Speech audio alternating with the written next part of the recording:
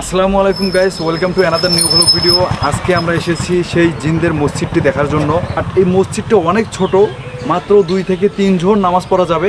আমার সঙ্গে আছে আপিল ভাই। আমাকে ভয় লাগতেছে, যার কারণে আমি আপিল ভাইকে সঙ্গে নিয়েছি। তো আমি জিসান ভাইয়ের সাথে আসলাম। এক রাতে মসজিদ তৈরি হয়েছে, তো জিসান ভাই অনেক ভয় পাই, তো আমিও অনেক ভয় পাই। জিসান ভাই আমাকে নিয়ে এসেছে, তো জিসান ভাই যেহেতু আছে আমি অল্প একটু ভয় পাচ্ছি। তো দেখা যাক, এখন আমরা সেই মসজিদের দিকে এগোবো, জিসান ভাই আর আমি। তো গাইস, আমাকে একটু ভয় ভয় লাগতেছে, কারণ এক রাতের মধ্যে মসজিদ তৈরি হয়েছে। মসজিদে কি আছে না আছে জানি না। তো এখানে এক রাতে মসজিদটা কোন পাশে? এই পাশে ভিতরে? ও আচ্ছা। তো এই যে আমাদের সামনেই সেই মসজিদ, অলরেডি আমরা চলে এসেছি। লোকমুখে শুনতে শুনতে আমরা সেই মসজিদের কাছে চলে এসেছি। তো আজকে আমরা আপেল ভাই কি আপেল ভাই অলরেডি পিছিয়ে পড়া শুরু করছে ভয়ে। বুঝতেছি না ভাই, ভয় লাগতেছে নাকি? না না না, আপেল ভাই কিন্তু আমার চেয়ে বেশি ভয় করে। তো আমরা জানি না সে আসলে কি। সূরা কালাম জানো না নাকি? সূরা কালাম পড়ো, তাহলেই তো হয়, কিছু হবে না।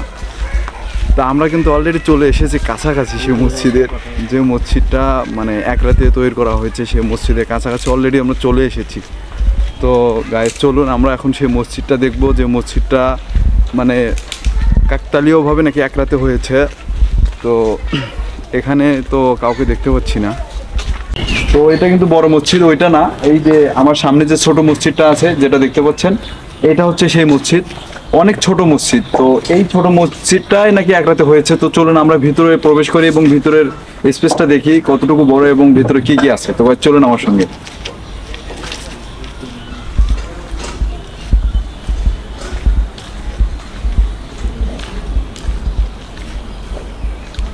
ভাই একটু ছুঁয়ে দেখেন মসজিদ। এটা জিনেরা নাকি দিছে, বুঝতে পারতেছি না জিনেরা দিল না কারা দিল। তো আমরা এখন ভিতরে ঢুকবো আর কি। ভাই আসেন, কাছে আছি,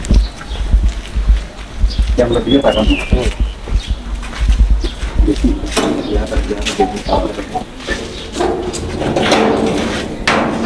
তো গাইস, আমরা এখন মসজিদের ভিতরে ঢুকবো।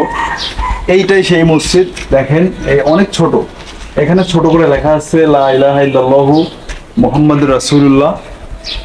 আর মসজিদের স্পেসটা এত ছোট, যেন মনে হচ্ছে যে আমরা ছোটবেলায় ছোট বাচ্চারা যেমন খেলাধুলো করেছিলাম, সেই রকম যে ঘর দিছিলাম, ঠিক সেই রকম মনে হচ্ছে। তো আমরা হচ্ছে ভিতরে ঢুকতে একটু ভয় লাগতেছে, মসজিদটা অনেক ছোট। ভিতরে তবু আমরা ভিতরে প্রবেশ করবো, যে আসলে ভিতরে কি আছে আমরা দেখতে চাই। তো চলুন ভিতরে প্রবেশ করা যাক। ও আচ্ছা, যে ভিতর দিয়ে না।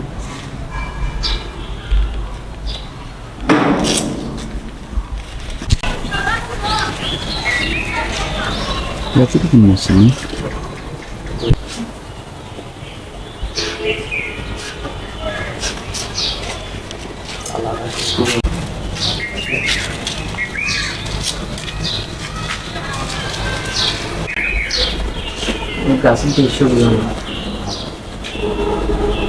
ভাই ক্যামেরাটা নিয়ে আসেন।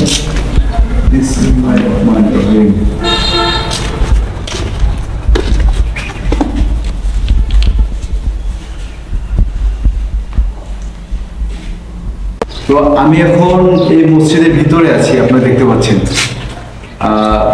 এইটাই সেই মসজিদ, যে মসজিদের কথা বলছিলাম আপনাদেরকে।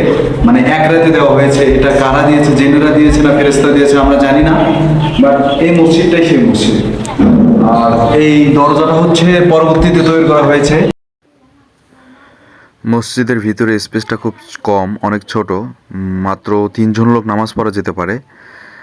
আর সামনে একটি মেম্বার আছে, একটি জায়নামাজ এখানে দিয়ে রাখা হয়েছে যদি কেউ নামাজ পড়ে সেজন্য। আর মসজিদের যে স্ট্রাকচার, পুরাতন স্থাপনাগুলোতে যেরকম আমরা দেখতে পাই, ঠিক সেই রকমই আমরা দেখতে পাচ্ছি। ডান পাশে একটি দরজা আছে, উপরের দিকে খাস কাটা কিছু মডেল করা হয়েছে, যেগুলো পুরাতন স্থাপনাগুলোতে আমরা দেখতে পাই।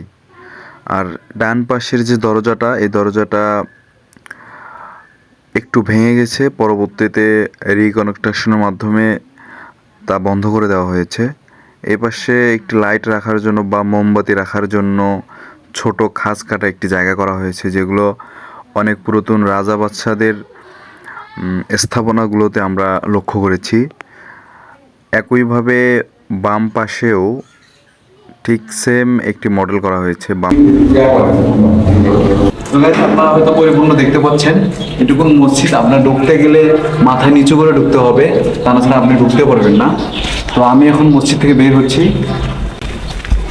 এগুলো নেন, আপনারগুলো নেন। তো আপনি দেখতে পারলেন যে মসজিদটা মানে অনেক সুন্দর একটা মসজিদ, বাট অনেক ছোট, মনে হচ্ছিল যেন ছোট বাচ্চাদের জন্য মসজিদটা তৈরি করা হয়েছে। মাত্র 2 থেকে 3 জন নামাজ পড়া যাবে ভিতরে, তার বেশি আর নামাজ পড়া যাবেই না। তো এই গাইস, আপনারা যদি এই মসজিদটি দেখতে চান, আপনারা গাইবান্ধার পলাশবাড়ী উপজেলায় আসবেন। পলাশবাড়ী উপজেলার প্রাণকেন্দ্রে এই মসজিদটি অবস্থিত। আপনারা যারা যারা মসজিদটি দেখতে চান, আপনারা সরাসরি গাইবান্ধার পলাশবাড়ী উপজেলার চৌমাথা থেকে দক্ষিণে 1 কিলোমিটার সায়েদ ক্লিনিকের সামনে এই মসজিদটি অবস্থিত। আপনারা যে কাউকে বললেই মসজিদটির লোকেশন দেখিয়ে দেবে।